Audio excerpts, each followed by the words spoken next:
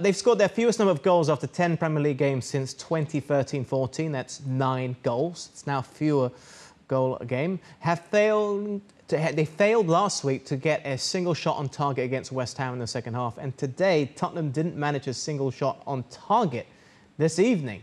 I can see both of you shaking your head right there. And a lot of it has to go to the manager, surely, Jamie. It's not just the players, it's how they've been set up. And he was questioned there about his choice of substitutions.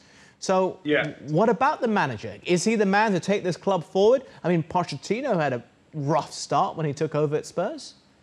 Yeah, look, I don't want to give a knee-jerk reaction because I said it was unfair at the start of the game to say Nuno out. But, I mean, the pressure will be building now because that today was nowhere near good enough. When you're on, when you're on TV as well, 5:30 kickoff over here in the UK, everyone's watching. So it puts you under huge scrutiny. And, we looked miles off it. The tactics weren't good enough.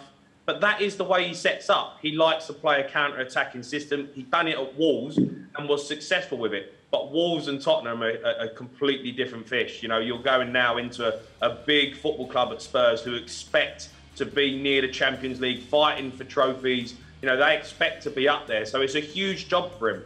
The problem he's got is he's got an unhappy striker, and the team of players that he's kind of been given, I don't think are good enough. I just don't think they're quite there where they were. We're still living in the past with this Pochettino side and that dynamic style of football. And Nuno has come in and he's got to try and get these players going, playing a style of play that he thinks is the right way. And I just don't think it's working now. Jamie, you can set up however you want, mate, can't you, right? And how can you not have a shot on target? I know, so you've realised the week before that you haven't done it, so everyone's straight away. It's the first thing we all look at, isn't it? Shots on target, possession. They're the simple stats that anybody can look at. So you haven't done that the other day. You go one behind, and you think, well, it's Manchester United. Is he sat there in fear thinking, well, I'll just wait, we'll stay in the game? Or do you actually think, right, get somebody wide, as he said, Steven Bergwijn, and start getting up the pitch and travel much, much quicker, get shots away, get crosses, and just have a go. But there just doesn't seem to even be anything there. Just sort of, let's just stay where we are. Let's just keep playing. And it's like we've tried different sort of situations on the training ground. It worried me, that did. Yeah, when he starts talking about solutions, we try and find solutions. There are no solutions. You ain't had a shot on target. Yeah, it's not good enough. That it's not hard to try and pause. Get a team together, play little 1-2s, runners off the ball. I mean, come on, we're talking about international football players here. It doesn't mean, you talk about solutions. They can do that themselves. Organise a team, let them go out there and play with freedom. Harry Redknapp didn't try and find solutions on the training ground. He just put good players together, gave them confidence and said, go and play, go and express yourselves and go and enjoy the game. So everyone's playing with a smile on their face. I look at this Spurs side and they all look down in the dumps. They don't want to be there. That Harry Kane's wandering about. He had most of his touches out on the left wing. Come on.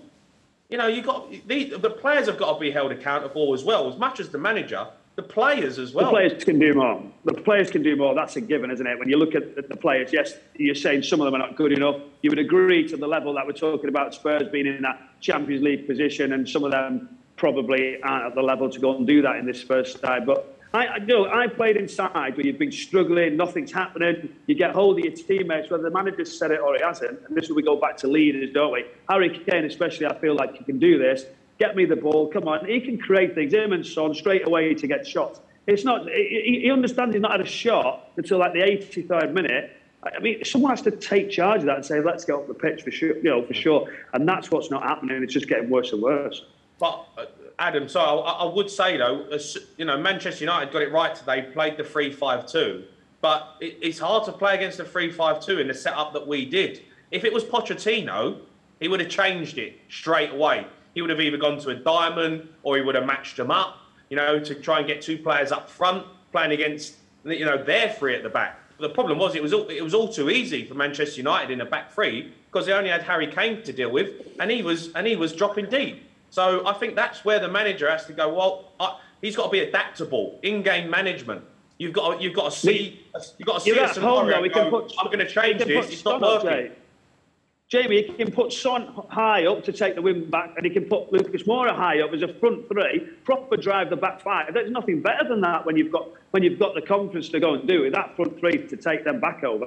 But they didn't do it in any stage. It's all in front of them, and it just didn't do it. You've got to try something different. Can I ask? I guess I'll start with you, Jamie. Be as honest as you can here. But if you were still a player right now, and you've lost your manager now. A manager like Jose Mourinho, who is world famous, and the achievements he's done is brilliant. And in fact, when he was announced as the manager, it was almost straight away after Pochettino had been sacked. I saw you outside the Tottenham Hotspur Stadium the day Mourinho was announced. We hadn't met yet, but that's how fast it was. We were just trying to react to the news. Whereas in contrast to this, when Mourinho was sacked, Ryan Mason came in, understood, few games left in the season. But then it dragged on.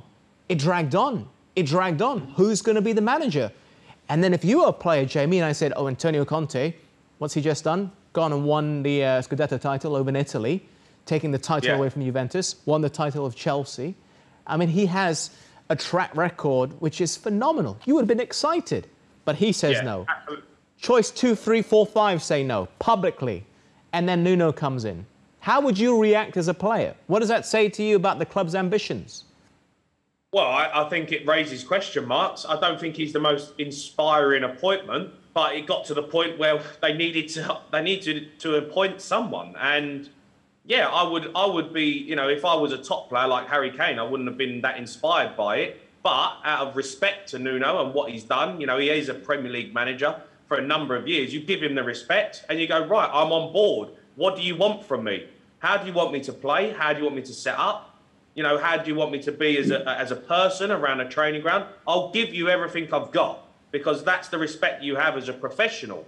And if it works, great. If it doesn't, then, you know, then that's on the manager. I think the problem he's got is, I don't know if the players are really believing in this because what he's got is players that played still under Pochettino.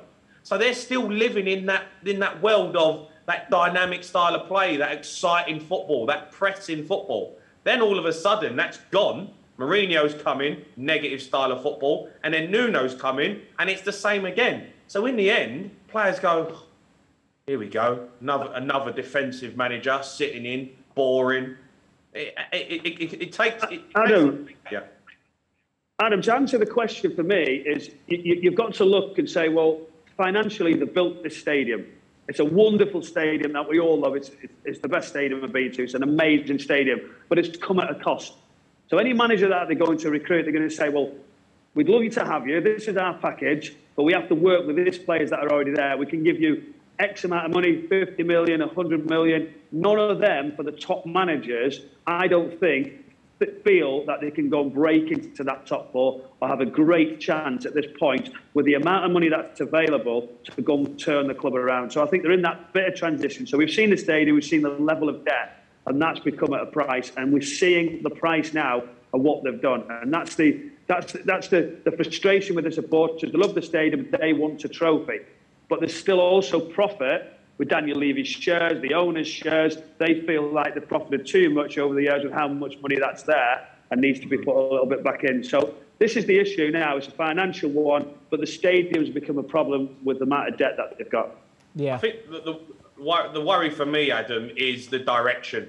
I look at the direction of the football club. Where are we going? What's the process? You know, I dug Arsenal out, you know, because they're saying they bought too many young players and players that weren't sort of ready to play. But what Arsenal did and what Mikel Arteta have done, they've got that group together and they've stuck with it. And they've gone, even through a bit of a tough period, they've gone, this is our team, this is what we're doing, this is the plan.